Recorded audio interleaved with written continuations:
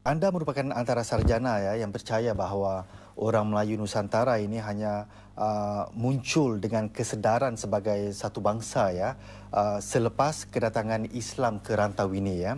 Namun semestinya ya ini juga menindakkan kepercayaan ya bahawa sebagai sebuah tamadun Melayu yang mempunyai sekurang-kurangnya sejarah 3,000 hingga 4,000 tahun ya, ia juga semestinya sudah ada semacam identiti Melayu ya. Apa komen Anda? Terima kasih. Itu soalan yang sangat penting sebenarnya, dan itu bukan sebenarnya matter of kepercayaan ya, tapi menurut teori social science ya, kesadaran kebangsaan muncul di mana-mana bangsa cuma selepas bangsa itu memenuhi beberapa syarat supaya menjadi bangsa ya, antara lain bahasa yang sama, agama yang sama, latar belakang kebudayaan yang sama dan sebagainya. So semua syarat itu dipenuhi oleh orang Melayu cuma selepas kedatangan Islam. Di sini sangat penting tahu bahwa orang Melayu itu bukan orang puak-puak yang purba macam Dayak atau Batak sebelum Islam. Orang Melayu jadi bangsa Melayu cuma berasaskan tamadun Islam bila mereka dapat agama yang umum dan bahasa yang umum. Kenapa Islam itu menjadi suatu pencetus ya untuk masyarakat Melayu di Nusantara ni mengambilnya dan menggarapnya sebagai suatu natijah lah kepada pembentukan suatu kesedaran orang Melayu ini? Saya mungkin akan mulai jawabannya daripada sebutan tentang akibat pengislaman alam Melayu ya. Jarang boleh cari bangsa di dunia masa kini di mana nama etnik jadi sinonim kepada nama agama. Orang Melayu dan orang Muslim, dua definisi itu daripada dulu, daripada kurun ke-17 ke-18 ya, sudah dikira macam sinonim. Masuk Melayu, jadi artinya dalam teks-teks Melayu lama masuk Islam. Kita tak perlu cakap di sini apakah itu betul atau tak betul. Tapi yang paling penting bahwa pandangan orang awam yang merakamkan hal tersebut sebagai salah satu hakikat. Hal tersebut menunjukkan kesedaran orang Melayu pertama sekali sebagai umat Islam.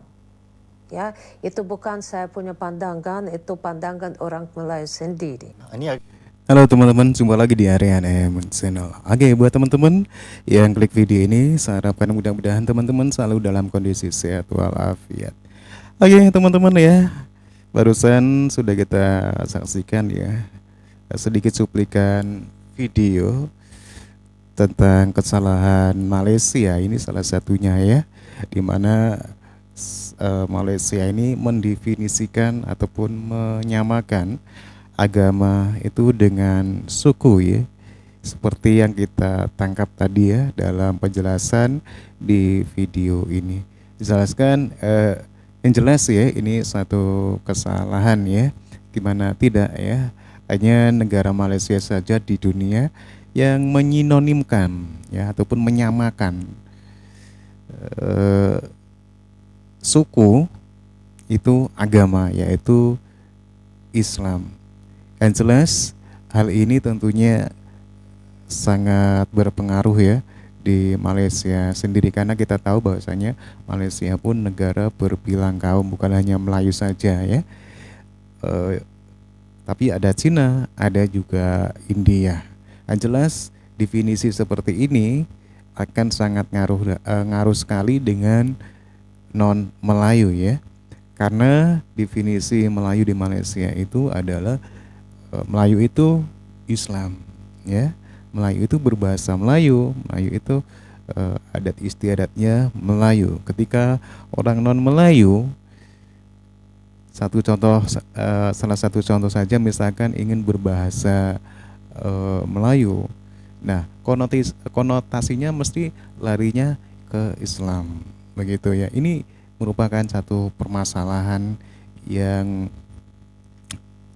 sering timbul ya, karena juga orang-orang Cina ataupun orang suku kaum yang ada di Malaysia itu banyak yang tidak bisa berbahasa Melayu, dan ini menyebabkan kekurangan sejarah,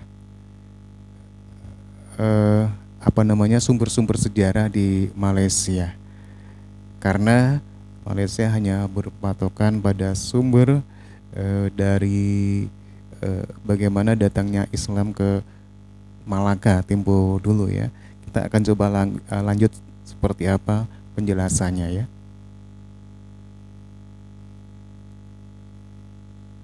Jadi sangat mendalam, ya. So daripada dulu, daripada kurun ke-18 ke-19 tak ada maklumat bahwa orang Melayu pernah tukar agama, misalnya jadi Kristen. Ya, karena kenapa kita tak boleh cakap bahwa orang Arab kira sinonim kepada orang Muslim, ya? Karena di antara orang Arab ada Kristen, ya, benar ada banget. agnostik, Di Arab ya, dan aja ya sebagainya. banyak orang Kristen ya teman-teman ya. Pada zaman sejarah modern, ya, Tidak mengislamkan pada zaman suku ya. ke-17, ke-18, ke-19, kes-kes pertukaran agama oleh orang Melayu tak dirakamkan, tak didaftarkan, ya. Tapi sekarang ya ada kadang-kadang orang ada tukar agama. Kongsi dengan kami ya, Prof. Kenapa pengetahuan sejarah seperti ini ya tentang kesedaran kebangsaan, kesedaran wujudnya bangsa Melayu itu sebagai satu consciousness ya, penting bagi orang-orang Melayu biasa seperti saya ini. You know, kekurangan ilmu, kekurangan pengetahuan tentang ilmu sejarah memang akan mengakibatkan penyebaran berbagai konsep yang salah, macam nasionalisme, ekstremisme, kekeliruan dalam kefahaman tempat dan peranan bangsa sendiri dalam sejarah dunia dan sebagainya. Dan orang Melayu mengalami masalah yang sama. Ada orang yang tak menghargai langsung asal-usul sendiri daripada tamadun Melayu. Memang perlu belajar dan perlu fokus kepada kajian khazanat persuratan. Boleh Anda berikan contoh mungkin? No, sekarang saya pernah kerja dalam perpustakaan negara, ya. Selama 1,5 tahun saya melihat bahwa walaupun perpustakaan tersebut mempunyai banyak koleksi yang sangat menarik, termasuklah koleksi buku-buku sejarah, orang masa kini tak berapa minat baca buku tentang sejarah. Dan itu sebabnya mereka tak tahu sejarah perkembangan bangsa sendiri. Misalnya terdapat banyak kekeliruan dari segi sejarah penyebaran Islam di alam Melayu. Daripada dulu ramai orang fikir bahwa Islam datang ke alam Melayu daripada India. Dan disebarkan oleh para pedagang India sekitar kurun ke-15 ke-16, ya. Padahal dalam khazanat persuratan Melayu, dalam teks-teks Arab maupun Parsi, tak ada bukti apapun tentang kedatangan Islam daripada India. Menurut teks-teks Melayu lama, juga menurut maklumat daripada teks Arab, ya, Islam dibawa ke sini terus daripada tanah Arab dan mulai disebarkan di sini oleh para mubalik. Kenapa orang Melayu dalam pemerhatian anda di perpustakaan di Malaysia itu ya, mereka kurang berminat ya? Apa sebabnya? Karena kekurangan pendidikan dalam bidang sejarah. Karena sekarang dalam Ini masa dari segi kurikulum maksud anda ya? ya, yang itu juga, lagi pun, kadang-kadang bila kita terlampau fokus kepada globalisasi, kepada teknologi, kepada kerja dalam bidang masa kini, ya, orang lazimnya tak faham kepentingan sejarah. Ya, kepentingan tahu akar dan asal-usul sendiri. Jadi akibatnya Ya. rasa mereka kepada identiti Melayu itu tidak Ya. begitu mencengkam. Ya, betul, betul. Dan atau terbalik lazimnya orang yang tak tahu sejarah juga mereka mulai membina gambaran sejarah kebangsaan yang terlampau perfect, yang terlampau macam bercahaya, ya, sehingga mereka jadi sombong dari segi kesadaran kebangsaan dan coba cari musuh di luar mereka punya bangsa. Oke, teman-teman ya, demikian ya.